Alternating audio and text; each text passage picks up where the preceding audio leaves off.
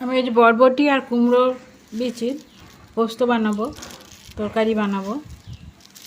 আমি বেশ কিছুদিন ধরে কুমড়োর বীজগুলো আমি সঞ্চয় করে রেখেছিলাম। এইটাকে পরিষ্কার করে ধুয়ে আমি দেখুন আমি কেমন করে বানাই। আর এই যে বরবটি, এখানে 200 গ্রামের মতন বরবটি আছে। চলুন তাহলে আমি রেডি করি তরকারিটা।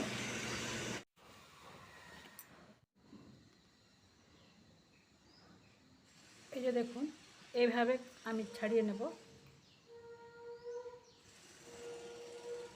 এভাবে পরপর নখ দিয়ে আমি ছাড়িয়ে নেব। এই কুমড়ো বীজে প্রচুর পরিমাণে ভিটামিন ই রয়েছে।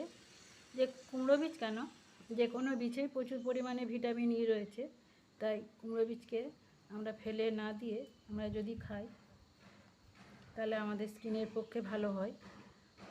তাছাড়া আমরা ছোটোবেলায় এই কুমড়ো বীজকে নুন মাখিয়ে মায়েদের দিতাম। মায়েরা মুড়ি ভাজা যে খোলায় বালিতে, যে গরম বালিতে মুড়ি ছাঁকতো, সেই বালিতে আমাদেরকে এই কুমড়ো বীজ ছেঁকে দিত। তখন আমরা খোসা সহই খেতাম। যাই হোক, এখন আমরা তরকারি করব, খোসা সহ আর করব না। একটু ধৈর্য ধরে খোসাটা আমি ছাড়িয়ে নেব, ছাড়িয়ে তারপর এটা তরকারি করব। এই যে দেখুন কি সুন্দর ছেড়ে আসছে। এই যে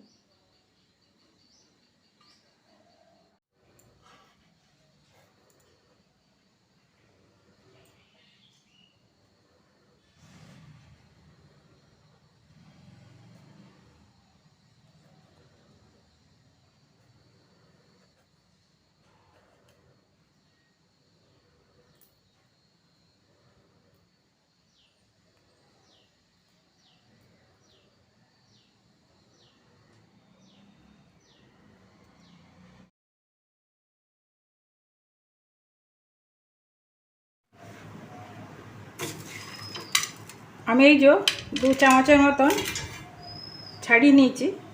খুব বেশি দিলে ভালো লাগবে না।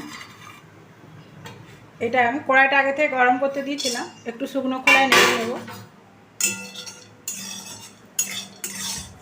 এটা শুকনো খোলায় নাড়লে একটু শুকনো রসটা একটু মরবে, দিলে এটা আরও মিষ্টি হবে খেতে। এটা নিরামিষ প্রস্তুতেই, নিরামিষ তরকারিতেই বেশি ভালো লাগে। নিরামিষ তরকারি হয় চিনি দিতে হবে তবে মিষ্টি হবে, নাহলে এই কুমড়ো বিচি দিলেও মিষ্টি হবে। এটা আমি শুকনো খোলাতে আমি এটা নেড়ে নিচ্ছি, দিয়ে পর এটা আমি গুঁড়ো করে নেব। আমি এই কড়াতে আরও 2 বাটি জল দিয়েছি, ফুটতে দিয়েছি। আর বরবটিগুলো আমি এরকম করে কেটে নিয়েছি। এই বরবটিগুলো একটু গরম জলে একটু ভাপিয়ে নেব, তাহলে বরবটির যে আঁশটে গন্ধটা সেটা চলে যাবে। খুব বেশি নয়, একটুখানি ফুটলে আমি এটা ছেঁকে নেব।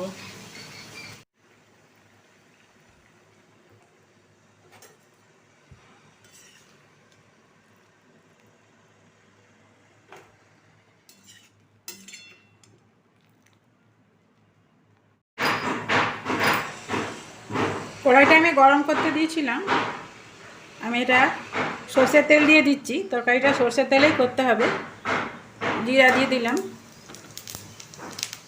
আর এটা শুকনো লঙ্কা দিতে হবে। এই তরকারিটা শুকনো লঙ্কা দিয়ে করতে হয়, কাঁচা লঙ্কা দিলে ভালো লাগবে না।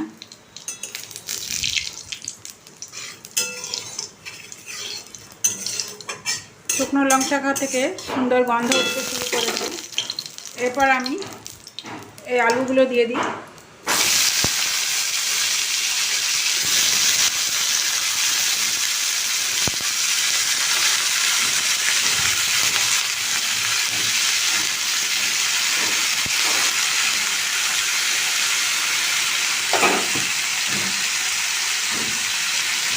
এরপর নুন দিয়ে দেব।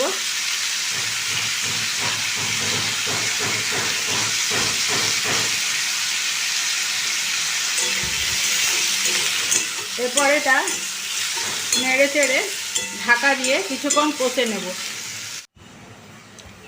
এই যে ভাজা কুমড়ো বীজগুলো আমি শুকনো খোলায় গুঁড়ো করে নেব। এটা শিলনোড়াতেই আমি গুঁড়ো করছি, আপনারা পারলে মিক্সিতে করে নেবেন।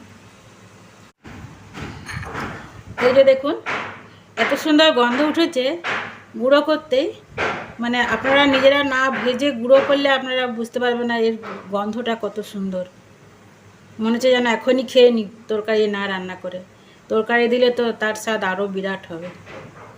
আর এখানে আমি 2 চামচ পোস্ত গুঁড়ো করতে ভিজেতে দিয়েছিলাম, এটাকে আমি বেটে নেব। এটা আমি ছেঁকে নিয়েছি। এটা আমি ভুল বলেছি, 2 চামচ নয়, এখানে আমি 3 চামচ পোস্ত দিয়েছি, 4 চামচে 3 চামচ। এটা ভিজিয়ে রেখেছিলাম যাতে চট করে বাটা হয়ে যায়।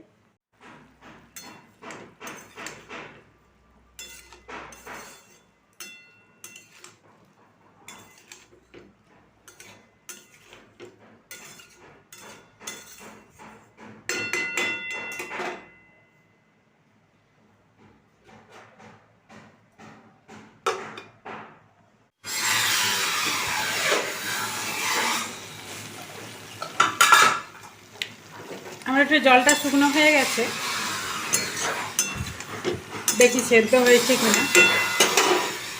আমি এরকম একটা গ্লাস নিয়েছি, গ্লাসে করে একটু চেপে দেবো আলুগুলো, এগুলো সেদ্ধ হয়ে গেছে।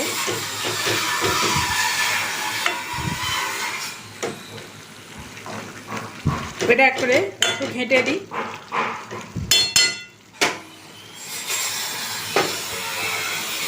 এরপর এই পোস্ত বাটাটা দিয়ে দিচ্ছি।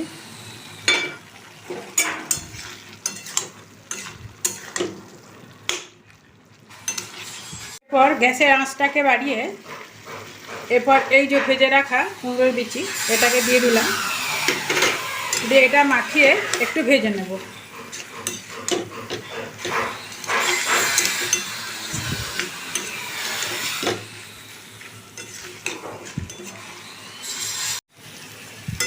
এটা আমার হয়ে গেছে, এভাবে গ্যাসটা আমি বন্ধ করে দিচ্ছি।